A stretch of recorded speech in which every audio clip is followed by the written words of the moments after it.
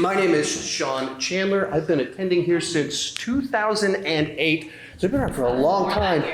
The crazy part is some of you were born that year, yeah. Some of you weren't even born at that point in time.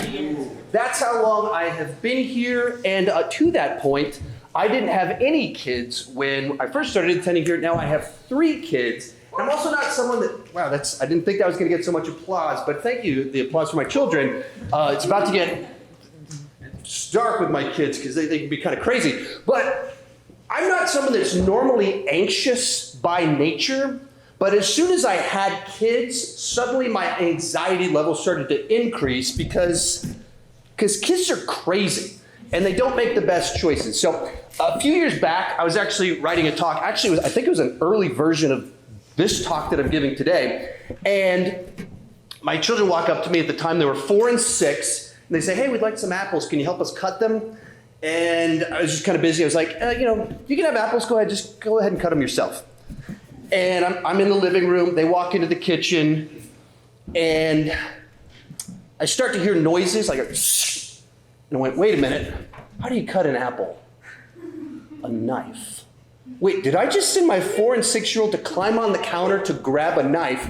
And as soon as my brain goes, wait a minute, this could go really, really bad, I hear, because every sound coming out of my kitchen sounds like it's coming out of a cheesy cartoon. Hear,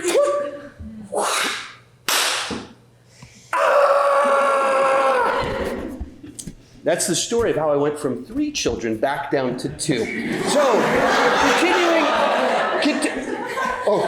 okay, that's not where the story is. So I'm like, what have I done? I run into the kitchen. I'm expecting at least 1 impaled child, maybe 2, and a pool of blood. But instead, I run in. My son is on his back, laughing, like on the ground. On top of him is his sister, MMA'd out, ground and pound, like just punching him like this. I'm so confused as to what happened in the last 20 seconds. Like, I hear a knife, I hear falling, bodies on the ground, he's laughing, she's crying but punching him.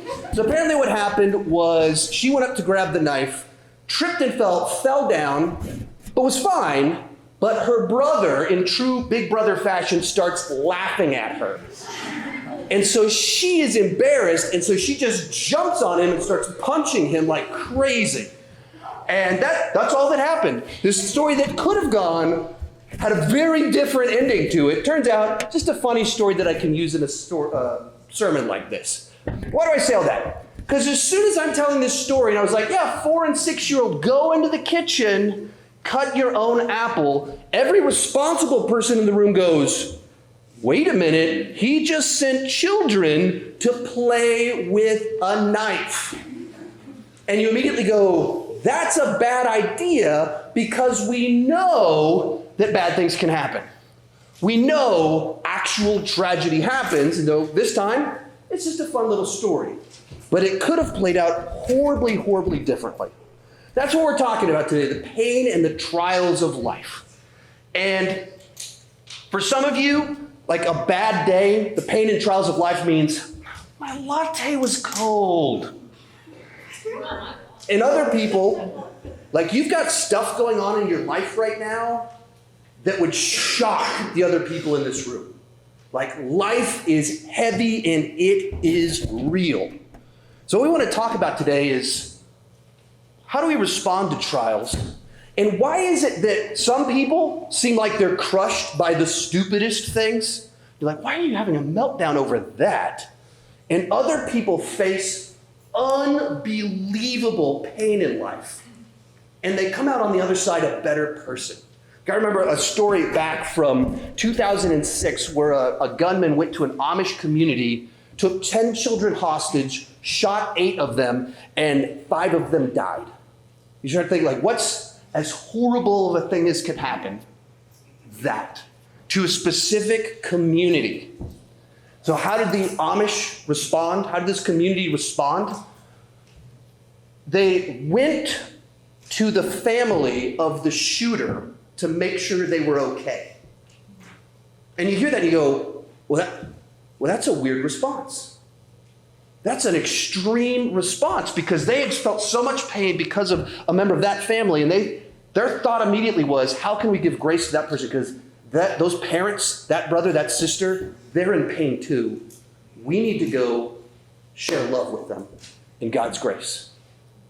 What is it that some people know about pain and trials that so often I don't know, I don't understand? That's what we're going to be looking at today. We're going to be in the book of Acts as well as book of James. We're going to look at something that happened to Paul, and then we're going to learn how to interpret it through the book of James.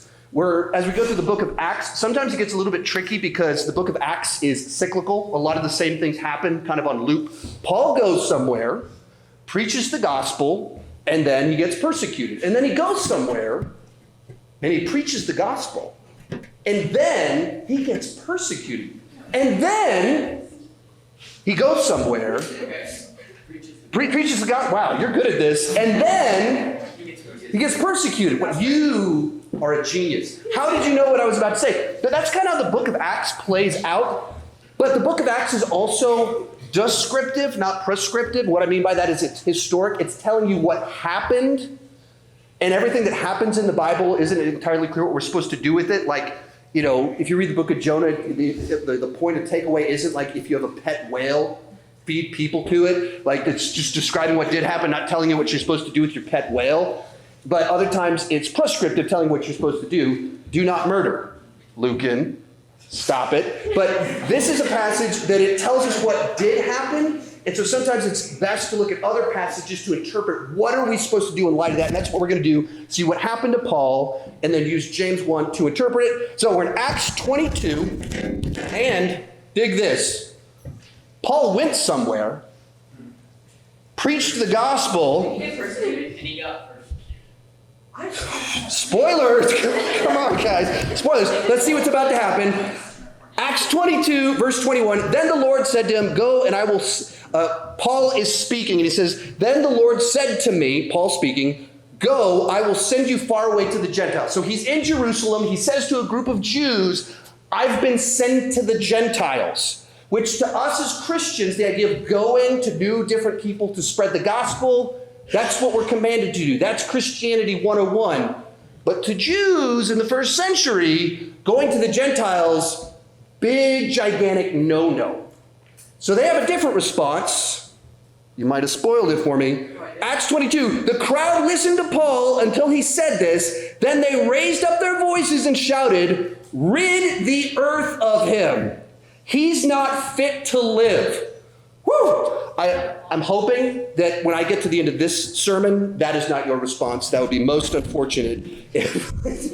Amen. He's not fit to live. Woo! Jennifer, let's get out of here real quick. But Paul ends his sermon, and they're like, he is not fit to live. And so this kind of commotion rises up, and the officials take notice of this. And it says this in verse 23.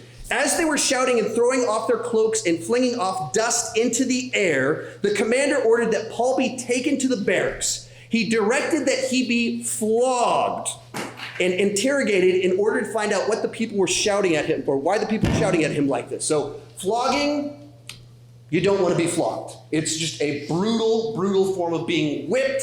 You do not want to be flogged. So Paul preaches the gospel. The crowd's like, hey, let's kill this guy. Then he's arrested by the authorities of the time. They're like, let's flog this guy. He's having a bad day. And then Paul says this, as they stretched him out to flog him, Paul said to the centurion standing there, is it legal for you to flog a Roman citizen who hasn't been found guilty? And to get just a little bit of cultural context there, it's illegal to flog Paul in this context. The centurion's about to do something illegal, which hopefully you'd be like, yeah, you probably shouldn't be allowed to just beat people with a whip until they pass out. But it was illegal. And Paul's like, dude, this isn't even legal what you're about to do. So Paul preaches the gospel. Everyone wants to kill him. He's been arrested. He's about to be flogged. And he's about to be flogged unjustly, illegally. So what we're trying to do today is figure out how do we respond when trials happen. You look at Paul's day, pretty bad. Pretty bad day. He is being obedient to God, and things are going about as bad as they can go. So we're going to look at the book of James to see how it says we should respond when trials happen. It says this, James 1, count it all joy, my brothers, when you meet trials of various kinds. Okay. Count it all joy, my brothers, when you meet trials of various kinds. That's kind of a weird response. So, big principle number one, the appropriate response to trials is joy. Try this one next time you fail a test with your parents. Come home. Mom, I got my test back. And you're smiling, you're grinning, you're pumped, you're holding it like, I am so excited to share this with you. You are going to love this. And then your mom's, you can see the smile forming on her face. F. Count it all joy, right, Mom? That's probably not going to play quite right. Because it's a weird response. When something bad happens, you don't normally think, smile, joy. That's not normally where you go with that. But James continues on with his hot takes. And notice what he doesn't say. He doesn't count it all joy if you face a trial. He says, count it all joy, my brothers, when you meet trials of various kinds. When it's going to happen. So principle number two, trials, pain, it is inevitable. You guys are old enough, you kind of know that. Bad things are going to happen. You know that. But sometimes we still act surprised when it happens. Bible makes it so clear. It's going to happen to every single one of us. Sometimes your latte will be cold. It's going to happen. I don't know if you guys still play Fortnite, but my family's living in 2018. So even my wife has joined us in Fortnite. And sometimes she's playing. She's got a great set of weapons. Only 3 people left. She's got a great hiding spot. And then she gets shot in the back of the head and dies. That's so She's so close to that. And she picked up a crown. So close to that crown royale. And she gets shot in the back of the head. It's going to happen. You're going to have classes that you hate, and none of your friends are going to be in them. Sometimes your girlfriend's going to break up with you via text. Yeah, brutal. Yeah, some people. Trials are going to happen, but he doesn't stop there. He continues on, count it all joy, my brothers, when you meet trials of various kinds. Not just a trial, various kinds. They stack on top of each other. And the verb there, meet, it means like this idea of fall into. Fall into. So it's not like you're walking down the street and, I stepped into a puddle. No, it's like you're walking and you fall into a whole pond, a koi pond. You fall into it, you're soaking wet, you're drenched in it. That's the idea, falling into it, totally engulfed in trials. Statement number three, trials aren't always alone. So, sometimes you'll wake up and before school, you're going to play Fortnite. You're third place, great set of weapons and a crown, you're going to get shot in the head. And then you're going to pick up your phone and your girlfriend's going to break up with you via text. And in your sorrow, you're going to turn to your latte that you made at home for some reason, you drink it, and it's cold. And then you're going to remember, I need to go to school today and go to that class that I hate, that I don't have any friends in. Then you're going to step out front, and your neighbor's going to shoot you in the chest with a harpoon gun. I don't know where you live, but maybe you live somewhere really dangerous. It's really intense. Crazy. I don't know where you live. I don't know. Why do I say all that? Because trials are inevitable, and they're not alone. And they stack up on top of each other. And it's kind of funny sometimes to joke about some of this stuff, because those are silly examples. And for some of you, you have pretty comfortable, good lives. You have good parents that love you. You have a great set of friends, support maybe D group leaders, C group leaders. That you have a really good, comfortable life.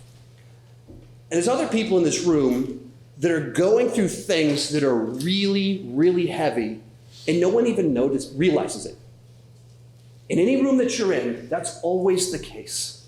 Someone there has something very heavy going on. Just to kind of tell you my own story, when I was in the 6th grade, my parents got divorced because my dad was having an affair. And then my dad married the person he was having an affair with, so that made Christmases a lot of fun. And then in high school, they got divorced again. So I went through 2 divorces in the span of about 5 years, all kind of related to my dad's choices. And then also tied to this, my dad was an alcoholic. And I didn't realize it at the time, but as I grew older, I realized there was a certain amount of physical abuse that came with when he was drunk. And I literally was in my 20s, and I was telling people stories about what my dad did. And it occurred to me, wait a minute, if any one of my students told me this story, I would be legally obligated to call the police. Oh. Well, I just had a realization about my own childhood that was much darker than I wanted in that particular moment. And also when I was in high school, then my mom started dating a guy that was bipolar, frequently didn't take his meds, and so he would be emotionally abusive and manipulative and would just be horrible to my mother, specifically on Christmas. It was very weird. Like on Christmas, he would wig out and cuss out my mom over the phone. That literally led to a situation one time where on Christmas morning, I drove my dad to the airport, and then my car broke down at the airport. And my mom had unplugged every phone, turned every phone off at the house because her boyfriend kept calling her to cuss her out. So on Christmas morning, I was stuck at a gas station for 4 hours until my mom realized, where's my son? Turned the phone on, and she could come pick me up. And also, while I was in high school, my mom was in a car accident where her car rolled over multiple times. She was had multiple strokes. It was in the hospital for 2 months, and then she was in outpatient therapy for 9 months after that. Why do I say all of that? I just want to list off everything in my life that sucked during middle and high school. I say all of that because I'm sure someone in this room has a much more tragic story than mine and is in the middle of it right now. And most of you don't know. Pain in this world is inevitable. Trials are inevitable. And you have to be aware of that and be conscious of the people around you and realize there's people in this room that are hurting and they are in the middle of it right now. So what is the purpose of this? How do we find joy? It's like, what's kind of going on here? James continues on, he says in verse 3, because you know, and this is why do we find joy? Because we know that the testing of our faith develops perseverance. So what's the purpose of pain? What does it do? It builds perseverance. Kind of like exercise. What does exercise do when you lift weights? It literally damages the muscles so that they grow back stronger later on. So at one time I worked out, when I very first started working out, worked out my legs, and then I went to a meeting at school, and I was walking up a group of stairs in front of a group of people, and my legs were so dead and messed up from working out, literally like, boom, and fell down the stairs in front of a group of people, popped up, I'm okay, tried to act cool as if I hadn't just fallen downstairs walking up them. But it was literally, I just had worked out and my legs were so sore, so weak. But a week later, I was stronger and had a little bit more humility.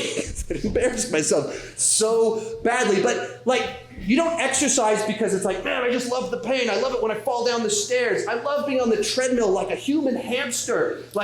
No. People work out because they know what it leads to, the strength, the endurance that it gives you in the long run.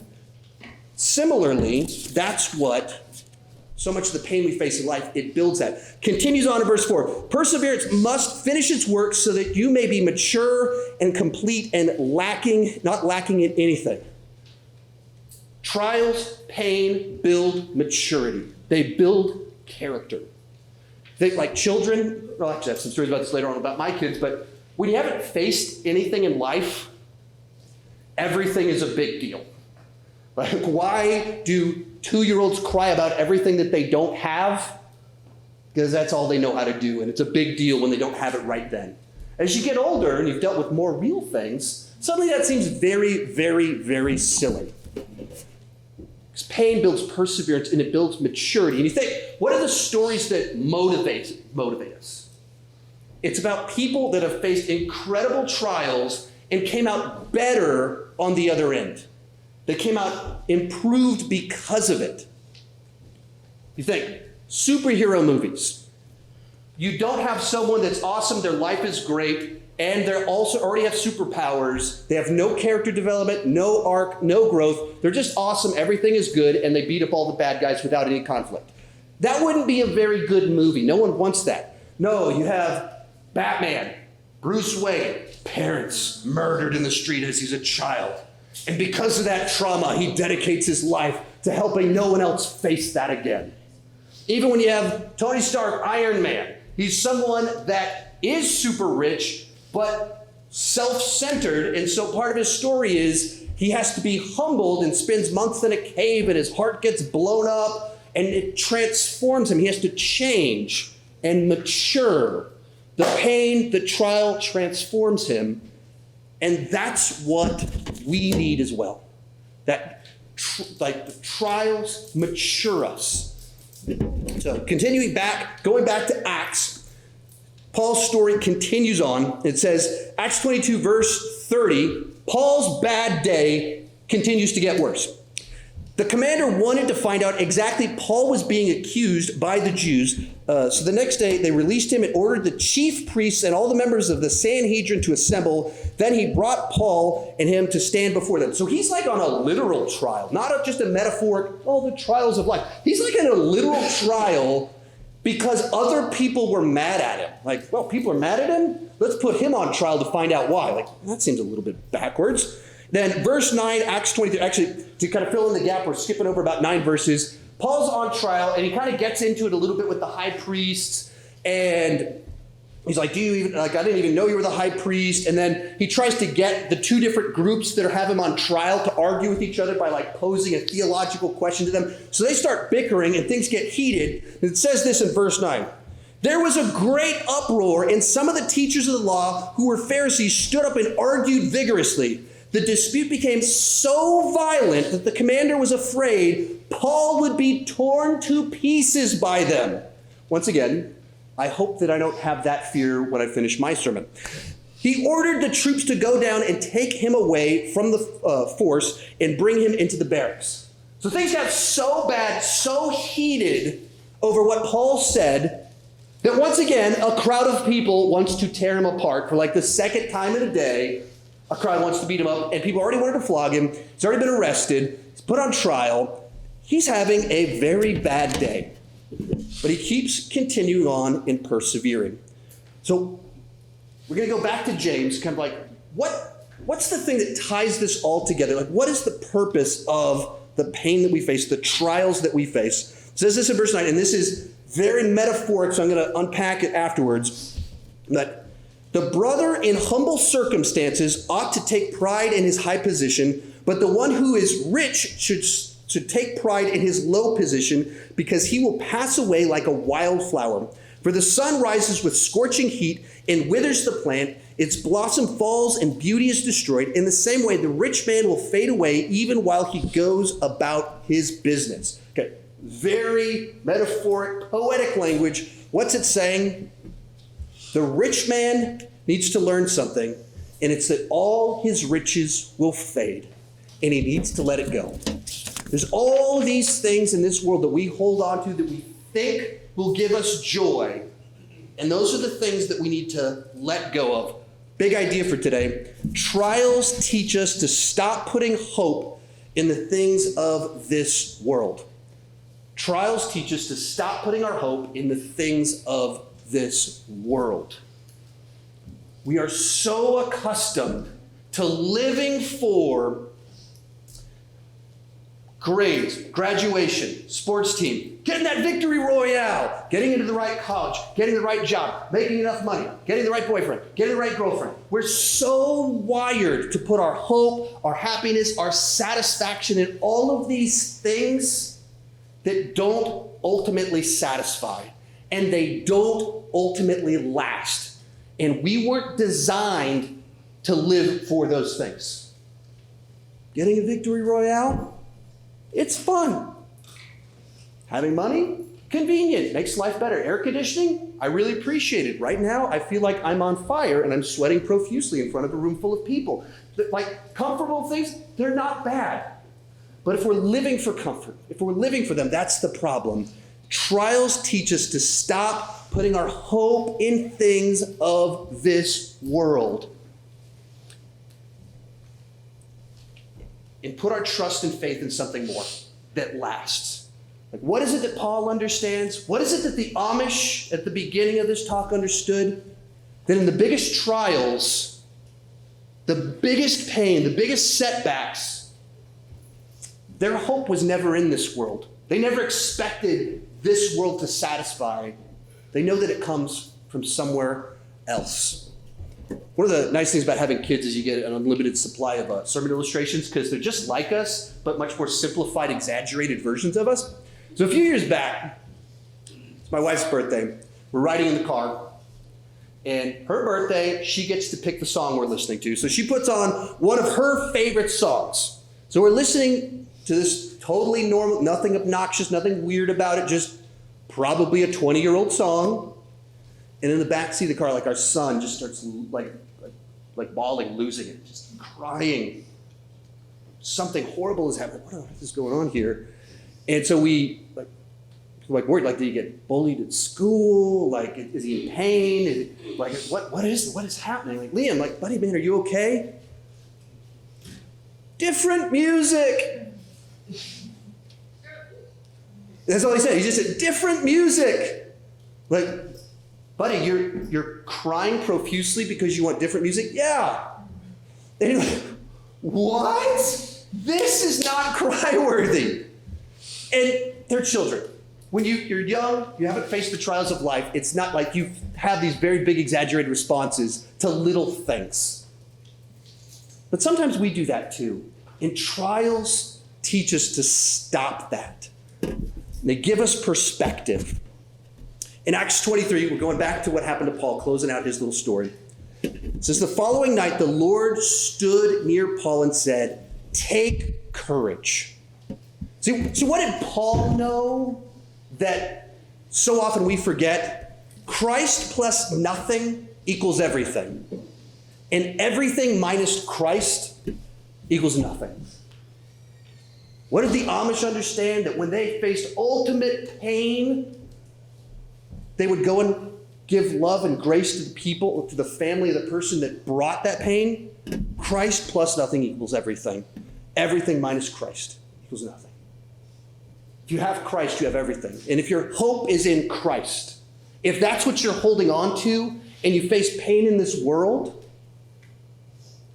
obviously, no one wants to face pain. No one wants to lose a child or have the tragedies. Nobody wants that. But at the same time, if your hope is in something greater, if your hope is in Christ, your perspective on it is wildly, wildly different.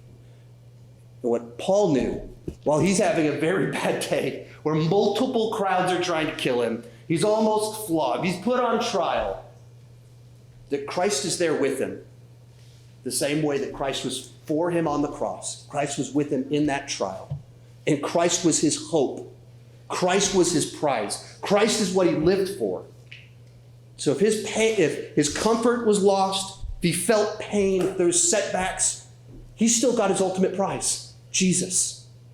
And that's what we need to understand. That's the perspective that we need to have on all of this. Jesus is everything. And if that's the way you live and what you believe and what you live for, you can find joy in the worst of circumstances because you still have a hope that's everlasting. Let's pray.